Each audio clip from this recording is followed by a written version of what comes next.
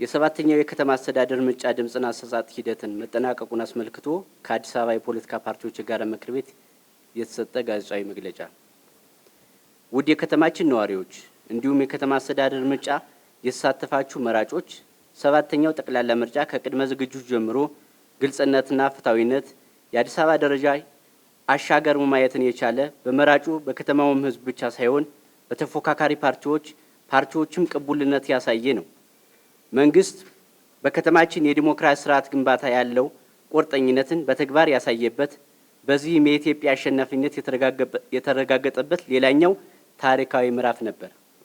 የአዲስ አበባ የፖለቲካ ፓርቲዎች ጋራ ምክር ቤት ከብሔራዊ ምርጫ ቦርድ ከከተማ ቅርንጫፍ ጋር በቅርቡ ትብብር በመስራት የእጩዎች ምዝገባን የሎጂስቲክ አቅርቦትና የተወዳዳሪዎቹ ዝግጅት በከፍተኛ ጥንቃቄና በልዩ ትኩረት ሲከታተል ቆይቷል። በዚህ ረገድ በከተማ የተከናወኑ ዋና ተግባራት ለምርጫው ፍጹም ሰላማዊ ዲሞክራሲያዊ ለመሆን መሰረት ጥሏል። ከነዚህ መካከል አንዱ የዲጂታል እጩዎች ምዝገባ ሂደት በዚህ ምርጫ ውስጥ እንደ ትልቅ ጅማሮ የሚወሰድ ሲሆን ይህ በዘመናዊ አሰራር በከተማችን የምርጫ ክልሎች አላስፈላጊ መጉላላት የቀነሰና የእጩዎችን መረጃና ጥራት ደህንነትን ያረጋገጠ እንዲሆን የአሰራር ግልጸኝነትም የፈጠረ ነበር። በተለይ ግንቦት 24 2018 ዓ.ም መላው የከተማችን የአዲስ አበባ ነዋሪዎች የነገዋን የመዲናችን የሀገራችን ዕጣ ፈንታ ለመወሰን እና የሀገራችን ዲሞክራሲያዊ ይበልጥ ለማጠንከር ካርድ ያወጣ መራጩ ሁሉ ከማለዳው 12 ሰዓት ጀምሮ ያለ ምንም ቀስቃሽ በነቂስ በመውጣት እምነት ለጣለበት ፓርቲ ድምጹን ሰጥቷል። ሂደቱም እጅግ የተረጋጋ የሰለጠነ የከተማችን መጻኢ ዲሞክራሲ ስርዓት ተግባራ ሂደት ያጠናከረ ሆኖ አልፏል። በተለይም ሴቶች፣ ወጣቶች፣ አረጋውያን ያሳዩት ከፍተኛ ተነሳሽነት የምርጫው ሂደት ይበልጥ አድምቆታል። በመላው አዲስ አበባ ከተማ ህዝብ እርስ በርሱ እየተጋገዘ ለደካሞችና ለአካል ጉዳተኞች ቅድሚያ እየሰጠ ፍጹም በሆነ የከተማነት ጨዋነት ፍቅር ምርጫውን አከናውኗል።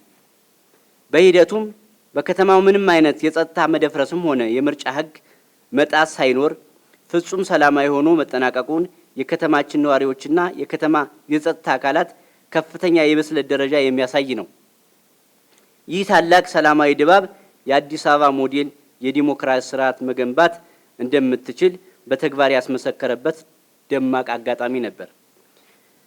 በተለይ በከተማ አቀፍ ሚዲያ አጠቃቀም ጋር ተያይዞ የአየር ሰዓት ክፍፍልና ፍትሃዊ አስተዳደሩ የብዙሃን መገናኛ የተለመደው ነፃ የአየር ሰዓት አጠቃቀም እጅግ ፍትሃዊ፣ ግልጽኝነትና ሁሉም ፓርቲዎች ያስተናገደ ነበር። እያንዳንዱ የፖለቲካ ፓርቲ የራሱን መርሃ ግብር በከተማው መሻሻል የሚያሳይ የፖሊሲ አቅጣጫውን ያለምንም ገደብና ጫና ለህዝብ ያቀረበበት ነፃና ገለልተኛ ምዕራፍ ፈጥሯል። ይህ ታሪካዊ የአየር ሰዓት አጠቃቀም በከተማችን የነፃ መገናኛ ብዙሃን የባህልን ለማሳደግ ለወደፊቱ መልካም አርአያ ለመሆን የቻለ ተግባር ነው። በሌላ በኩል የፖሊሲ አማራጮችን አቀራረብ መድረክ የሀሳብ ፍልሚያ እንጂ የጥልና የትግል መድረክ አለመሆኑን በተግባር የታየበት የፓርቲዎች የፖለቲካ ብስለት ደረጃ ከፍ ማለቱን ያሳየበት ነበር። እነዚህ መድረኮች በከተማችን የአዲስ አበባ ያሉ ዜጎች የፓርቲዎችን ዝግጅት ብቃት እንዲመዘግቡ ትልቅ አጋጣሚ ፈጥሯል። የተፈጠረው ምቹ አጋጣሚ ሁኔታ በመጠቀም እያንዳንዱ ፓርቲ የራሱን ህዝባዊ ራዕይና በፍትሃዊነትና በነፃነት ለከተማው ህዝብ አስተዋውቋል። የአዲስ አበባ ከሚገኙ የክፍለ ከተማ በወረዳ ምርጫ ጣቢያዎች የሚመጡ ጥቆማዎችንና አሰራር ችግሮችን በጋራ በመገምገም ከምርጫ ቦርድና ከከተማ አመራሮች ጋር በቀጥታ በመነጋገር አፋጣኝ የእርምት እርምጃ እንዲወሰዱ አድርጓል። ይህ አይነት ተቋማት ቅንጅት የምርጫውን ታማኝነት ከመጨመሩም በላይ በፓርቲዎችና በአስፈጻሚ አካል መካከል መተማመን መንፈስ እንዲጎለብት አድርጓል። ሌላው የከተማችን የጸጥታ አካላት ያከናወኑ ተግባራት ሊመሰገኑ የሚገባ ነው። ያለምንም ወገንተኝነት ፍጹም ገለልተኛና ፕሮፌሽናል በሆነ መንገድ የአዲስ አበባ ምርጫ ጣቢያዎችና የመራጩ ህዝብ ደህንነትን ሲጠብቁ ውለዋል። የጸጥታ አካላቱ የሰሩ ስራ በህዝብ የነፃነትና የደህንነት ስሜት ወጥቶ ድምጹን እንዲሰጥ ትልቁ ሚና ተጫውቷል። አሁንም በከተማችን የምርጫው ዕለት ሂደትና ድምጽ መስጠት ተግባር በስኬት ተጠናቋል። ወደ ቀጣዩ ወሳኝ ምዕራፍም እየተሸጋገረ ይገኛል። በዚህ ወቅት የከተማችን ነዋሪዎች፣ የፖለቲካ ፓርቲዎች አባላትና ደጋፊዎች ፍጹም በሆነ ትዕግስት ሊያሳዩ ይገባል።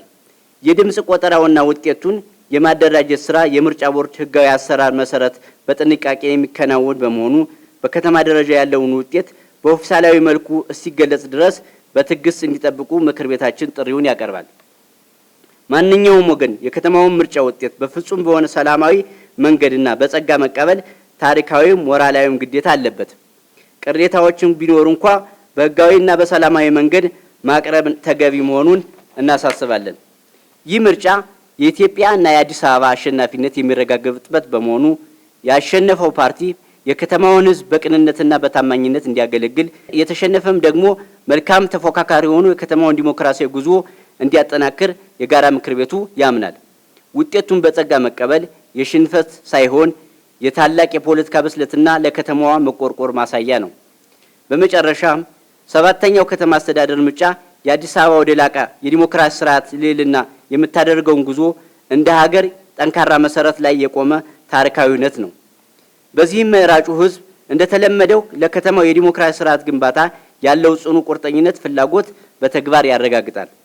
በዚህ አጋጣሚ የአዲስ አበባ የፖለቲካ ፓርቲዎች የጋራ ምክር ቤት ለዚህ ምርጫ ስኬት ላበረከቱ አካላት፣ መራጭ ህዝባችን፣ ለብሔራዊ ምርጫ ቦርድ፣ ለከተማ አመራሮችና ለከተማ የጸጥታ አካላት እንዲሁም ለመገናኛ ብዙሃን የላቀ ምስጋና ያቀርባል።